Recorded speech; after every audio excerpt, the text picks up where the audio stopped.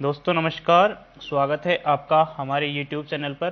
दोस्तों आज की वीडियो में हम देखेंगे कि वेब ब्राउज़र से संबंधित जो भी इम्पोर्टेंट फैक्ट हैं उनके बारे में। ठीक है दोस्तों, जो सूचना सहायक की एग्ज़ाम आ रही है उसमें आपसे वेब ब्राउज़र से एक क्वेश्चन ज़रूर पूछा जाएगा। हो सकता है एक से ज़्यादा भी क्वेश्चन पूछे जा सकते हैं। तो आप ये जो फैक्ट हैं इनको एक एक याद रखें और एग्ज़ाम तक इनकी प्रैक्टिस करते रहें, बार बार देखते रहें। दोस्तों डिस्क्रिप्शन में लिंक दिया गया है, वहाँ पर जाकर आप इस टॉपिक से संबंधित जो हमारे चैनल पर जितनी वीडियो हैं उनके डिस्क्रिप्शन में एक लिंक दिया गया होगा, वहाँ पे जाकर आप उस टॉपिक से संबंधित आप टेस्ट दे सकते हैं। ठीक है, तो चलिए शुरू करते हैं। देखिए, सबसे पहले बात करें कि वेब ब्राउज़र है क्या। तो वेब ब्राउज़र किस प्रकार का सॉफ्टवेयर है। दोस्तों सॉफ्टवेयर दो प्रकार के होते हैं, एक होता है एप्लीकेशन सॉफ्टवेयर, दूसरा होता है सिस्टम सॉफ्टवेयर। ठीक है, तो वेब ब्राउज़र है वो एप्लीकेशन सॉफ्टवेयर है। ठीक है, किस प्रकार का सॉफ्टवेयर है, एप्लीकेशन सॉफ्टवेयर है। ठीक है, अब बात करें दूसरा, इसे क्लाइंट सॉफ्टवेयर भी कहा जाता है। ये क्लाइंट की तरह कार्य करता है, यानी क्लाइंट का मतलब एक तरीके से ये ग्राहक होता है। किसका होता है, ये होता है सर्वर का ग्राहक होता है। दोस्तों आजकल क्वेश्चन थोड़ा घुमा के पूछ सकते हैं, ऐसे बोल दें कि इंटरनेट के संबंध में वेब सर्वर का ग्राहक किसे माना गया है। तो किसे माना गया है, वेब ब्राउज़र को, क्योंकि वेब ब्राउज़र है जो सर्वर होता है उससे रिक्वेस्ट करता है कि मुझे ये इन्फॉर्मेशन चाहिए। जैसे अपन कोई दुकानदार से रिक्वेस्ट करते हैं कि भाई मुझे ये सामान चाहिए, उसी प्रकार जो वेब ब्राउज़र होता है वो भी आपके सर्वर से रिक्वेस्ट करता है कि मुझको इस संबंध में ये जो टेक्स्ट मैंने भेजा है इससे संबंध में मुझको डाटा चाहिए। ठीक है, उसके बाद वो सर्वर है जो आपको वेब ब्राउज़र को भेजता है और फिर आपके पास वो उपलब्ध हो पाता है। ठीक है, अब बात करें वेब ब्राउज़र और वेब सर्वर, ये दोनों अलग अलग होते हैं। ठीक है, वेब ब्राउज़र और वेब सर्वर दोनों अलग होते हैं। ठीक है, वेब ब्राउज़र है इसके द्वारा वेब सर्वर को रिक्वेस्ट भेजी जाती है। जैसे मान लीजिए अपन को रिजल्ट निकालना है किसी का। ठीक है, तो अपन सबसे पहले वेब ब्राउज़र में जाएंगे और जहाँ पर रिजल्ट अपन को निकालना है उस पेज तक चले जाएंगे। इसके बाद आप जो ही रोल नंबर एंटर करोगे और सबमिट करोगे। ठीक है, रोल नंबर एंटर किया। ठीक है, रोल नंबर एंटर करने के बाद जब सबमिट करते हो तो जो वेब ब्राउज़र है, ठीक है, वेब ब्राउज़र आपके वो रोल नंबर है उसको एक सर्वर को क्वेरी भेजता है कि इस रोल नंबर से संबंधित आपका जो डाटाबेस है उसमें क्या इंफॉर्मेशन उपलब्ध है। तो जब रोल नंबर जाता है तो सर्वर कहता है अपने में जो डाटाबेस है उसमें ढूंढता है कि इससे संबंधित क्या सूचना है। यदि उसको सूचना मिल जाती है तो आपके सामने जो रिजल्ट है किसी भी एग्जाम का वो रिजल्ट आपके सामने उपलब्ध करा देता है। और यदि यदि उसको वो इन्फॉर्मेशन नहीं मिलती है तो वो एरर बता देता है कि आपके द्वारा डाला गया जो रोल नंबर है वो गलत है, यानी जो आपने इंक्वायरी की है उससे संबंधित मेरे पास कोई भी जानकारी उपलब्ध नहीं है। ठीक है, अब ये दोनों काम करने के लिए दोनों को आपस में इंटरनेट के द्वारा जुड़ा होना जरूरी है। ठीक है, अगर वेब ब्राउज़र और वेब सर्वर इंटरनेट से नहीं जुड़े हुए हैं आपस में तो ये काम नहीं करेंगे। ठीक है, नेक्स्ट बात करते हैं, वेब ब्राउज़र द्वारा इंफॉर्मेशन प्राप्त करने के लिए सर्वर को रिक्वेस्ट भेजी जाती है, जो कि मैंने आपको पहले ही बता दिया एक रोल नंबर का उदाहरण देकर। ठीक है, जब रोल नंबर डालते हैं तो जो आपका वेब ब्राउज़र है वो सर्वर को रिक्वेस्ट करता है। देखिए मैं आपको एक डायग्राम बना देता हूँ सिंपल सा। देखिए ये आपका वेब ब्राउज़र यानी आपका पीसी है जहाँ से आपको रिजल्ट निकालना है। ठीक है, और एक ये है, इसको ये है सर्वर। ठीक है, और ये है आपका ब्राउज़र। ठीक है, जब अपन रिजल्ट निकालना है आपको तो रिजल्ट निकालते टाइम पे जब आप रोल नंबर डाल के सबमिट करोगे यहाँ पर तो ये रिक्वेस्ट भेजेगा कि भैया मुझको इस रोल नंबर से संबंधित डाटा चाहिए, आपके पास उपलब्ध है क्या, और है तो क्या है। तो ये जब रिक्वेस्ट जाएगी सर्वर के पास में तो ये प्रोसेस करेगा, जो सर्वर है वो अपना डाटाबेस में ढूंढेगा कि इससे संबंधित मेरे पास सूचना उपलब्ध है या नहीं है। यदि इंफॉर्मेशन उपलब्ध है डाटाबेस में तो वो इसको भेज देगा वापस आपके वेब ब्राउज़र को, और वेब ब्राउज़र आपको दिखा देगा कि जो आपने रोल नंबर डाले हैं, जो क्वेरी डाली है, उससे संबंधित ये रिजल्ट उपलब्ध हुआ है। और यदि इसके पास में उस रोल नंबर से संबंधित इंफॉर्मेशन नहीं है तो ये वापस आपको भेज देगा, भैया मेरे पास तो इसके संबंधित इंफॉर्मेशन है ही नहीं। ठीक है, तो ये बोल देगा फिर भैया आपने जो डाला है वो गलत है, आप इसको चेक करो या तो, और नहीं तो इससे संबंधित कोई भी सर्वर के पास उपलब्ध नहीं है कोई भी सूचना। ठीक है, तो इस तरीके से ये सर्वर और ब्राउजर काम करते हैं। ठीक है, तो इनका इंटरनेट से कनेक्ट होना जरूरी है, नहीं तो ये आपस में एक दूसरे को जो कम्युनिकेशन है वो नहीं कर पाएंगे। तो इस तरीके से सर्वर और ब्राउजर काम करते हैं। ठीक है, अब चलते हैं अपने टॉपिक पे। अब देखिए वेब ब्राउजर के उपयोग।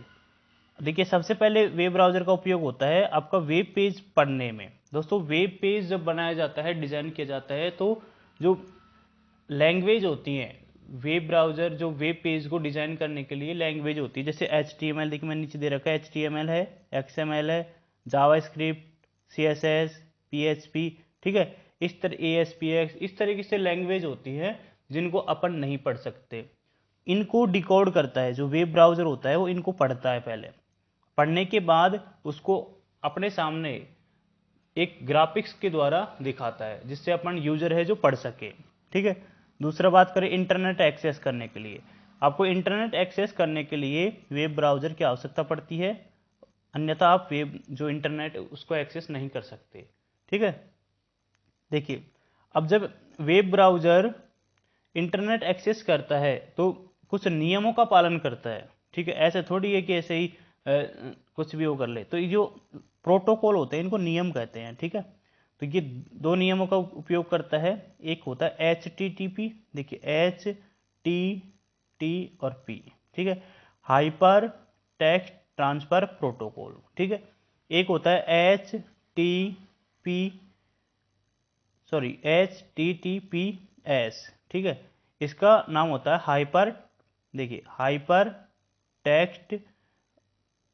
टेक्स्ट ट्रांसफर प्रोटोकॉल और सिक्योर। ठीक है, आप जब भी वेबसाइट, किसी भी वेबसाइट का यूज करें तो सबसे पहले ध्यान रखें कि उसके आगे एस लग रहा है या नहीं लग रहा है। यदि एस नहीं लग रहा है तो आप उस पर कोई भी आपका जो पासवर्ड वगैरह या फिर आपके कोई ATM कार्ड यानी कोई भी गोपनीय सूचना आप उस पर एंटर नहीं करें। ठीक है, तो इस सिक्योर होता है, अगर एस लग रहा है तो वो वेबसाइट आपके लिए सिक्योर है। ठीक है, उसके बाद है वेब कोडिंग को पढ़ना। ठीक है, ये जो लैंग्वेज होती है कोडिंग में होती है, तो इनको रीड करके वो आप सिंपल टेक्स्ट उपलब्ध कराता है। ठीक है, देखिए अब नेक्स्ट पेज चलते हैं। आपका नेक्स्ट पेज है पहला वेब ब्राउजर। देखिए यहाँ पर पहला वेब ब्राउजर है। ठीक है, यहाँ पर पहला वेब ब्राउजर, तो पहला वेब ब्राउजर था www। ठीक है, www था पहला वेब ब्राउजर। अब इसको किसने बनाया था? इसका निर्माण किया था टिम बर्नर्स-ली ने। ठीक है, टिम बर्नर्स-ली ने। यहाँ पर थोड़ा टाइपिंग मिस्टेक है, तो मैं यहाँ लिख देता हूँ टीम्स। ठीक है, टिम्स बर्नर्स और ली ने। ठीक है, इसने इसका निर्माण किया था पहले ही वेब ब्राउजर का। कब किया था? ठीक है, देखिए इसके बाद इसका नाम परिवर्तन किया गया। इसका नाम परिवर्तन जो 1990 में जो आपका ये आया था www, तो इसका नाम परिवर्तन किया गया था 1990 में।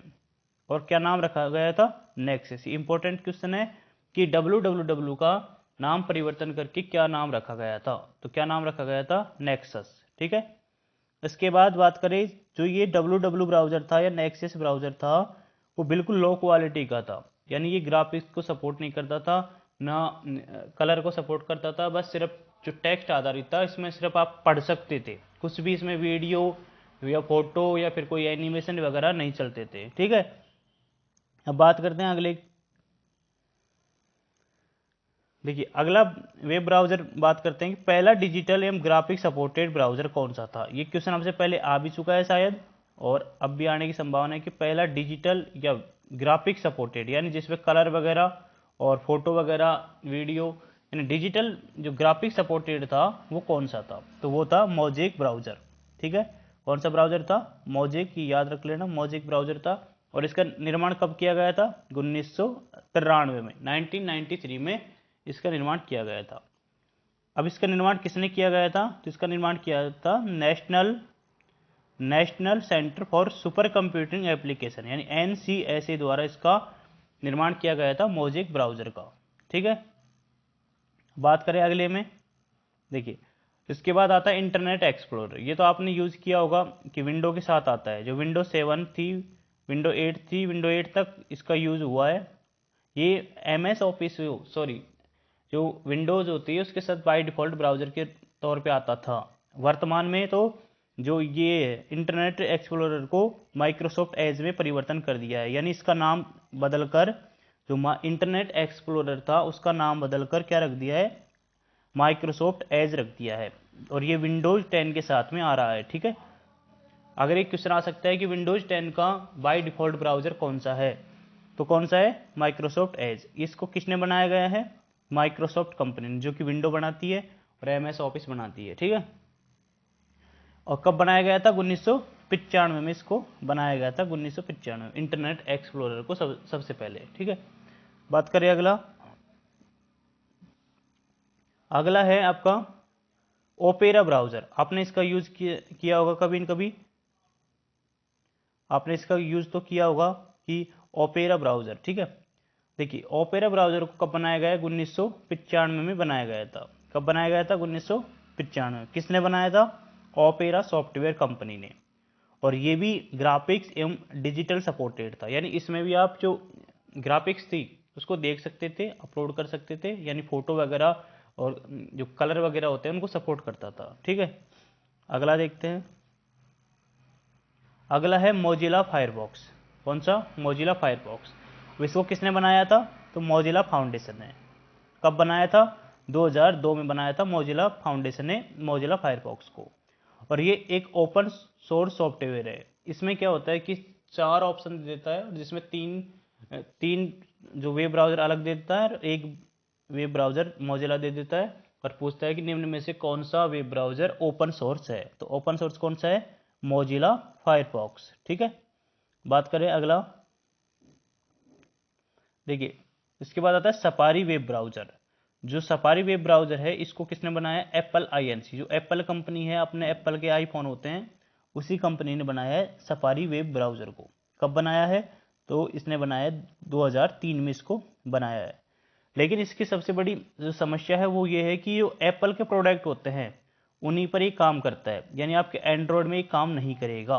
ठीक है, जैसे आईफोन हो गया, आईपैड हो गया, मैक हो गया, तो इनमें ये काम करता है, और बाकी जो अपने एंड्रॉयड होते हैं या फिर विंडोज़ होती है उसमें ये वर्क नहीं करता है। ठीक है, तो ये ध्यान रखना, ऐसा क्वेश्चन आ सकता है कि निम्न में से कौन सा ब्राउज़र एंड्रॉयड पर वर्क नहीं करता है? तो सफारी ब्राउज़र। और किसने बनाया है? एप्पल ने इसको बनाया है। ठीक है, चलिए आगे बात करते हैं। अब आता है अपना गूगल क्रोम, जो कि सबसे ज़्यादा प्रचलित है और हर कोई इसको वर्तमान में यूज़ कर रहा है। देखिए सबसे ज़्यादा उपयोग में आने वाला है ये वर्तमान में। और कब बनाया गया था इसको? ये क्वेश्चन आ सकता है कि गूगल क्रोम कब बनाया गया? तो 2008 में बनाया गया। ठीक है, 2008 में इसको बनाया गया था। अब बात करें, ये इसकी सबसे बड़ी खासियत है कि सभी ऑपरेटिंग सिस्टम पर रन करता है। ये सभी ऑपरेटिंग सिस्टम पर काम करता है, चाहे एंड्रॉयड हो, चाहे विंडोज़ हो, चाहे लिनक्स हो।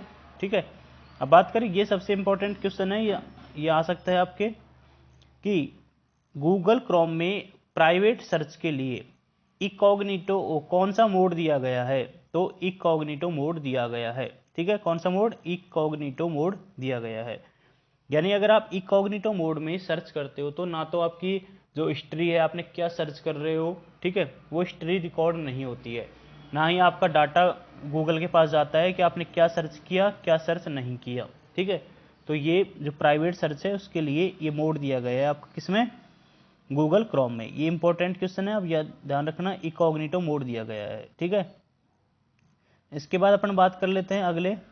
देखिए यहाँ पर और कुछ इंपॉर्टेंट फैक्ट दिए गए हैं, जैसे ये क्वेश्चन आता है कि एक व्यक्ति, सॉरी यहाँ व्यक्ति नहीं है, देखिए एक वेब पेज है। ठीक है, एक वेब पेज दूसरे वेब पेज से, एक वेब पेज, ठीक है, यहाँ पर वेब पेज है, एक वेब पेज दूसरे वेब पेज से किसके द्वारा जुड़ा होता है? किसके द्वारा जुड़ा होता है, हाइपरलिंक के द्वारा जुड़ा होता है।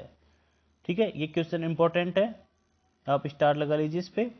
तो एक पेज है दूसरे पेज से किसके द्वारा जुड़ा होता है, हाइपरलिंक द्वारा। दूसरी बात करें, एक वेब पेज से दूसरे पेज पर जाने को क्या कहते हैं, क्या कहते हैं, वेब नेविगेट। यानी एक पेज से आप दूसरे पेज पर जाएंगे तो उसको क्या बोलेंगे, नेविगेट बोलेंगे, पेज नेविगेट या नेविगेशन। ठीक है, नेविगेट बोलते हैं। ठीक है, इसके बाद बात करें, भारत का पहला वेब ब्राउज़र कौन सा था, यानी भारत में जो सबसे पहले बनाया गया था वो वेब ब्राउज़र कौन सा था, तो वो था एपिक। कौन सा, एपिक वेब ब्राउज़र भारत में सबसे पहले बनाया गया था। अब ये जो एपिक वेब ब्राउज़र है उसको किसने बनाया था, तो ये बेंगलुरु की एक कंपनी है, हीरोइन सॉफ्टवेयर, हिडन, सॉरी यहाँ पे हिडन है। ठीक है, एक हिडन सॉफ्टवेयर रिफ्लेक्स कंपनी है, उसने इसको बनाया था। किसने, हिडन सॉफ्टवेयर रिफ्लेक्स कंपनी ने इसको बनाया था। ठीक है, अब बात कर लेते हैं अगला, इस कंपनी की शुरुआत कब की गई, तो इस कंपनी की शुरुआत की गई थी 2007 में।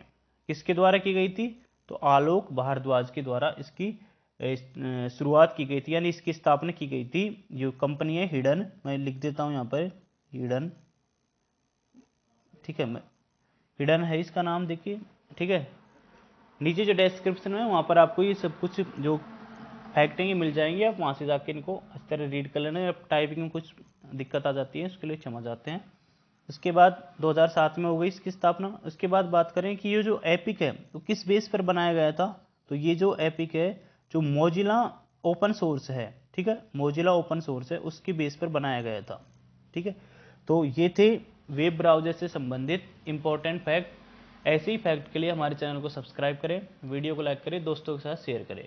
ये आपके सूचना सहायक के लिए मील का पत्थर साबित होंगी, इसलिए आप पूरी वीडियो ज़रूर देखें। धन्यवाद, मिलते हैं अगली किसी ऐसी वीडियो में।